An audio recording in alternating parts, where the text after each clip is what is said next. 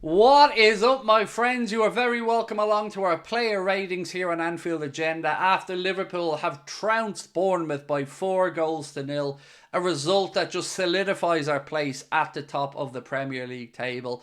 And trigger warning, there's going to be lots of high scores in this one, lots of positivity. I don't know if that's a trigger warning or not. Maybe it's a trigger for opposition fans who want to come in and hope that maybe I'm going to be a little bit cruel towards our players. But nope, it's a big love in today, my friends. So get ready to let me know your thoughts in the comment section. Please do drop a like on the video, but most importantly, you know we love you to hit that subscribe button as we march towards 250,000 family members. So look, straight into it. If you haven't joined us for a player ratings video before, this is what happens. I go through the players and the substitutes and the manager, giving them all a score out of 10, asking you guys to let us know if you agree or disagree in the comment section below. So let's start off, as we always do, with the big man, Alisson Becker.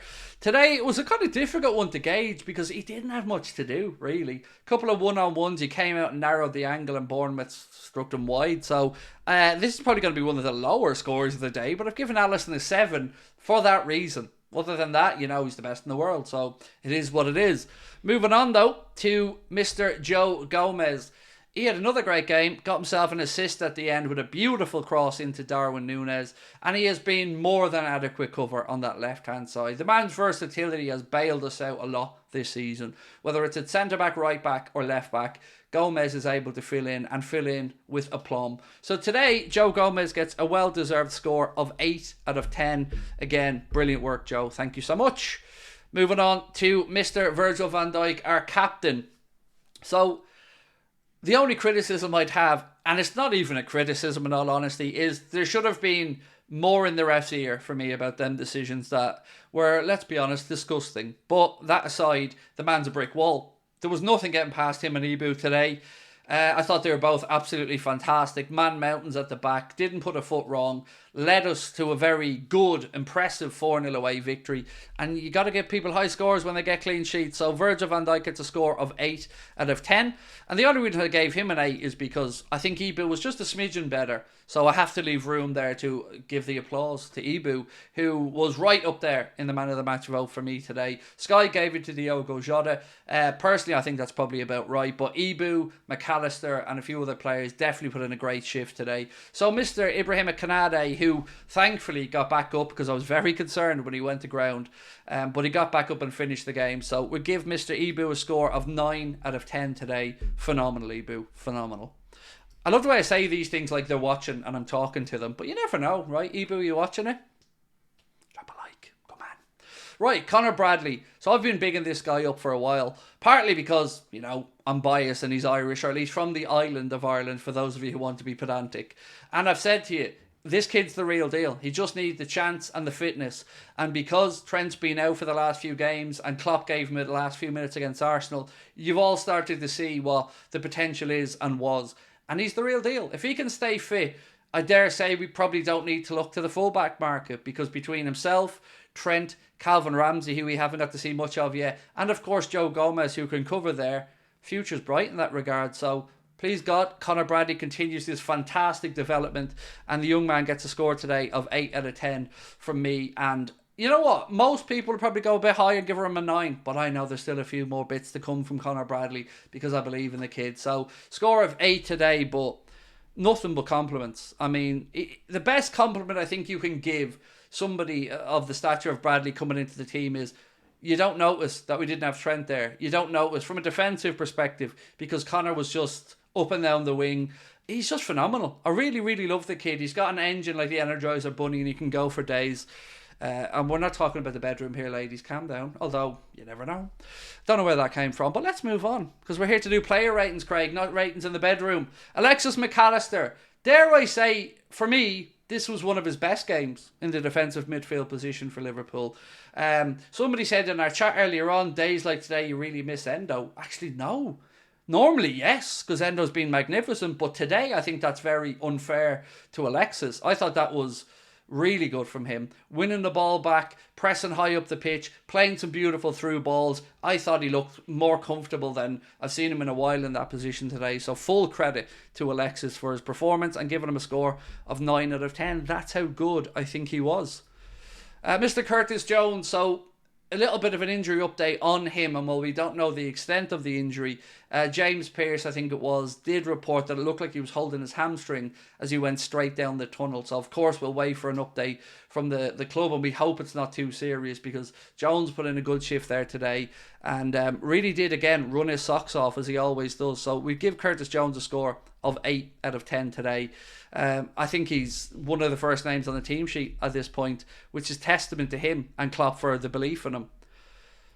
Harvey Elliott, again, okay, but still I feel not playing within himself, because Harvey does lots of good stuff.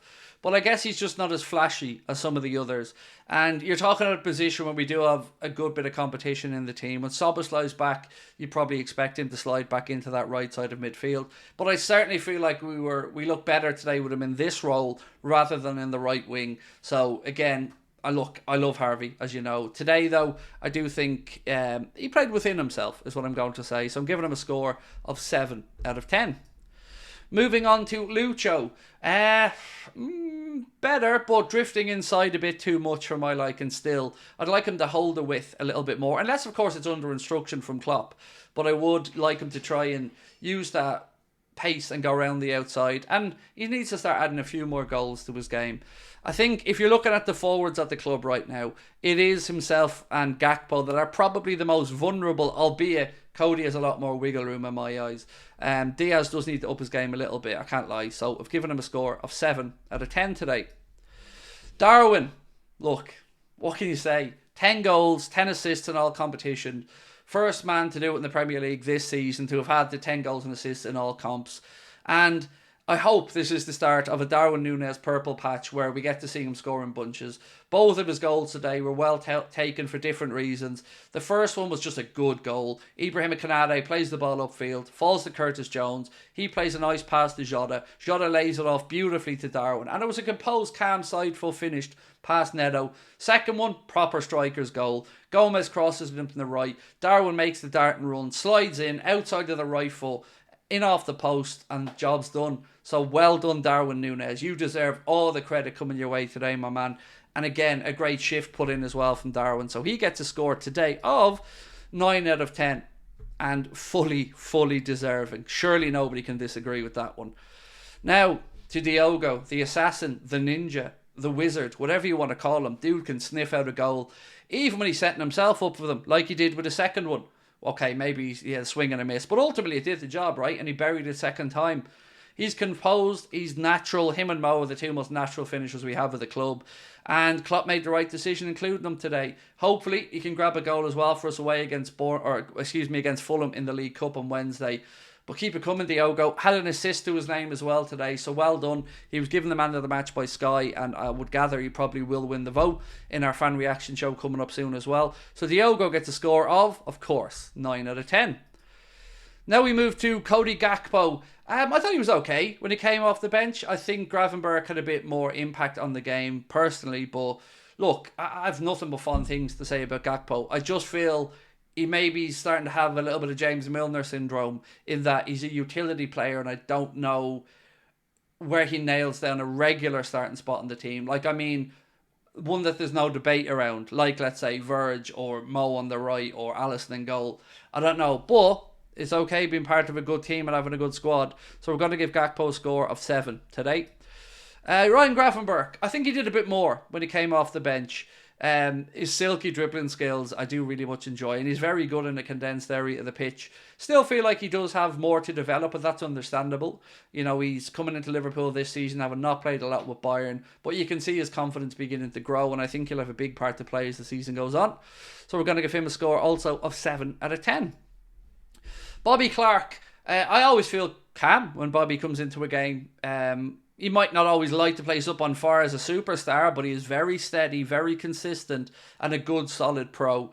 Obviously, comes from a good footballing family as well, and it's good to see him sign that new contract with Liverpool, and the Klopp trusts him. So, for Mr. Bobby Clark today, we'll give a score of 6 out of 10, only because, as I said, the game was won at that point.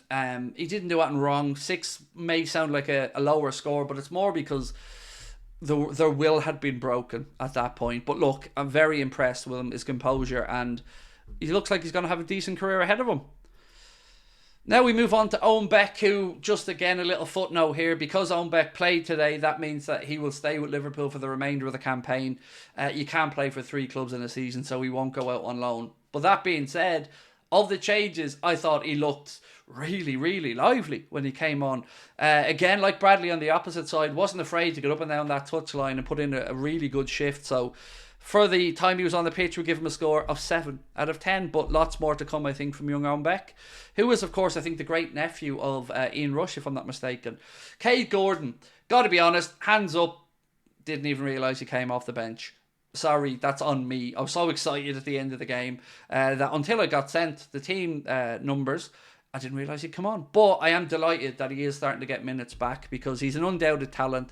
He's had a really hard time with injuries. So we'll give him a score of 6, because I don't remember him doing that. But then again, he wasn't on the pitch for that long. So that's more a reflection on the time he was on than anything else.